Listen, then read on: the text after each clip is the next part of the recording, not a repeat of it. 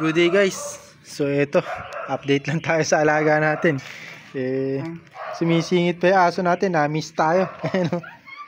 So namatay pala isang aso natin, isang itim. Parang na-stroke ata yun mga kabi. Pati isang bulik natin dito, namatay din. Isang bulik natin, na-stroke din. Kaya dalawa yung na-stroke natin na alaga. Yung bulik nga natin na isa, tapos yung isang aso natin.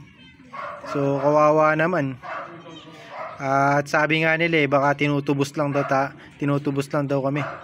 At ganoon daw yung mga alaga namamatay kapag may tinutubos. So yun nga mga kabi, update lang tayo sa mga manok natin at kalapate. Meron tayong good news sa kalapate natin, saka may good news din tayo sa mga manok natin. So ito yung bata natin na manok, ayan. So ito isa. Ayan. Yan, dalawa. Tapos ito yung puti natin. Ayan. So medyo namimisit na kasi siya. Simula nung binaba nga yung dalawa na to, binibisit niya. So baka masira pa yung paa nila. Kinulong na nga to. So ito, kinulong lang to mga kabi kasi nga namatay din yung manok dun sa kabila. Kaya sabi nung sabi dito baka daw may naglason ng manok. Kaso yung manok kasi na na-stroke namin mga kabi 2 days nga bago namatay. So sa kabila, dalawa raw yung namatay. So malamang may naglason ng daga, baka nakain yung daga. So saka lumalabas kasi ng kalsada yung manok niya dito sa kabilang bahayan, ayan, dyan sa kabilang bakuran. So lumalabas ng kalsada doon. So lumalayo yung mga manok niya, kaya hindi ko alam. Hindi namin alam kung ano kayo namatay, pero dalawa yung manok niyang namatay. So sa amin isa. Yun, na-stroke nga, pati yung aso namin na isa, na-stroke din. So dalawa yung namatay sa alaga natin. Ayan, tapos ito, instant instant broodcock. Ayan. Ayan. So kasi namatay na yung ano niya kumbaga namatay yung kapatid niya. Kaya naging broodcock na siya bigla. Ayan, so panglaban na sana namin yun at kukondisyon na nga, hinihintay lang na matapos na maglugon. Ay lalaban na sana namin yung manok na yun. So yun nga nangyari. Ayan, so ito. So meron tayong padating, ang good news naman pala mga kabiji, meron tayong padating na manok. So umorder nga ako o kumuha ako sa farm, sa game farm sa Bulacan. Kumuha tayo 2 manok, puti rin. So isang pares na puti. So yung isa inahin na, yung isa bata lang din, mga kaidara nito. So nakakuha ko nga sa, alam niyo naman siguro kung hindi ko na sasabihin kung magkano natin nakakuha, pero pagka bumili kasi kayo sa game farm mga kabi, medyo may presyo rin yan. So sa mga nagmamanok alam yan mga kabi. So mas malaki kasi, mas mahal yung manok kaysa sa kalapate, sa mga naligaw nga rito at mga bago lang sa channel ko na lagi. At saka yung mga dating mga nanonood sa atin na puro kalapate lang yung nakikita na ina-upload natin. So nagmamanok din kasi tayo, kaya in-update ko kayo dito. Ayan. So mas mahal ang manok kaysa sa kalapate. Ayan, so real talk lang mga kabi yan. So update naman tayo sa mga kalapate natin. So bukas i-update ko rin kayo kapag dumating na rito yung in-order natin o yung kinuha natin na manok. So hindi naman kagandahan yun, kaso winning line niya kasi yun. So kaya kumuha tayo ng manok. Winning line niya yun na di-deliver nga rito sa atin. So gagawin nating pang cross dito. Future breeder natin yung inahin. Tapos yung lalaki, ilalaban din natin pang partner natin siguro dito. So alin sa kanila. Ayan. So para ano sila, double entry, 2 hits. So sa ulutan lang muna natin isasali. So update tayo sa mga kalapate natin. So update tayo sa mga kalapate mga kabi. Ayan. So ito yung nakauwi natin na kalapate nun. Ayan. Yung nakakawala, yung breeder natin.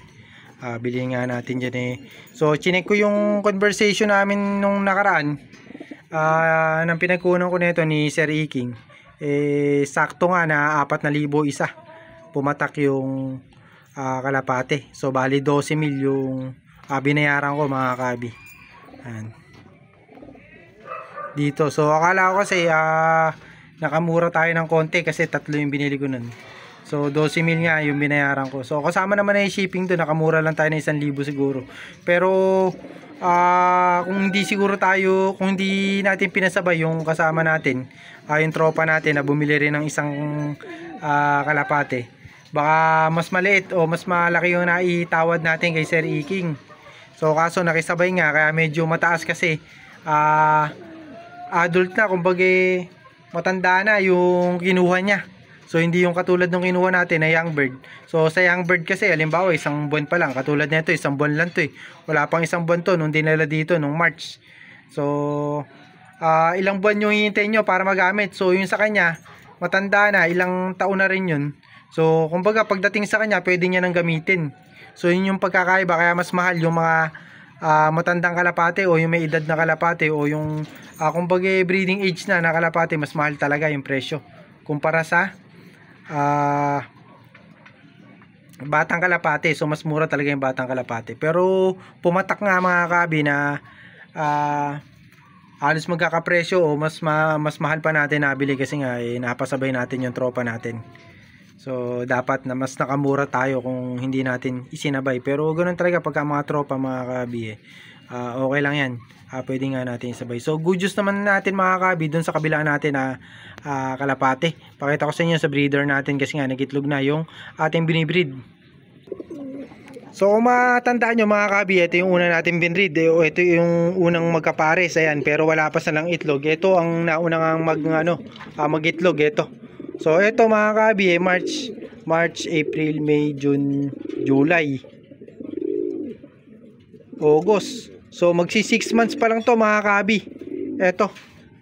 Itong kalapati natin na to magsi 6 months nga, meron na siyang itlog o nakabuo na sila ng itlog, ayan.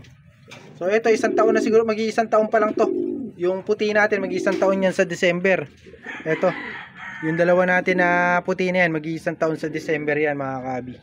December natin nakakuha yan, 1 month old lang din. So sakto 1 month old sa December. So sakto mga November mga kabi, 1 year old na yung mga puti natin. Ayan. So yan yung good news natin kasi nga meron na silang itlog. So sana mapisa at may similya. So pero tingin ko baka may similya to yung dalawang itlog nila. So check natin sa susunod na araw. Ayan. Yung dalawa na yan. Ito naman yung ano natin. So ito mukhang baka hindi mag-itlog to eh. Ito. Matanda na kasi tong barako natin na to eh. Ano, so pares babae to yung puti natin na kinuha nun.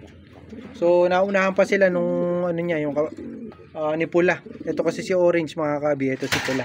Kaso nawala na yung singsing niya. Biyak kasi yung singsing nila parehas. Ayun, napakita ko sa inyo mga kabi. Binili natin yan biyak nga yung singsing parehas.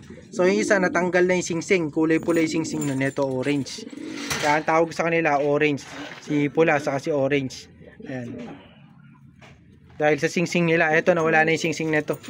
Nabaklas na. Ito yung pinaris ko rito, ayan. Quality mga kabi, ayan.